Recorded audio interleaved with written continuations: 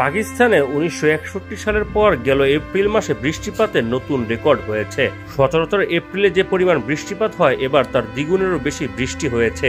দেশটির আবহাওয়া সংস্থার মাসিক প্রতিবেদনে গত শুক্রবার এ তথ্য দেওয়া হয়েছে। পাকিস্তান আবহাওয়া অধিদপ্তরের মাসিক জলবায়ু প্রতিবেদনে বলা হয়েছে, এপ্রিলে দেশটিতে 59.3 মিলিমিটার বৃষ্টিপাত রেকর্ড করা হয়েছে। এটি এই মাসের গড় বৃষ্টিপাত 22.5 মিলিমিটারের চেয়ে অনেক বেশি।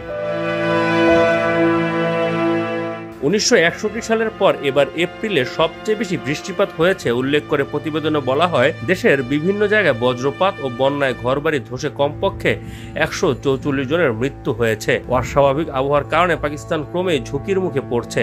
বর্ষা মৌসুমে বিধ্বংসী বন্যার শিকার হচ্ছে দেশটি। পাকিস্তানে সাধারণত জুলাই মাসে বর্ষা মৌসুম শুরু হয়। গত 2022 সালের গ্রীষ্মে নজিরবিহীন বৃষ্টিতে সৃষ্টি বন্যায় পাকিস্তানের 1/3 তলিয়ে যায়। বাস্তুচ্যুত হন লাখ লাখ মানুষ। বিশ্বব্যাংকের হিসাব অনুযায়ী ওই বন্যায় দেশটির $3000 কোটি সমপরিমাণের ক্ষয়ক্ষতি হয়েছিল।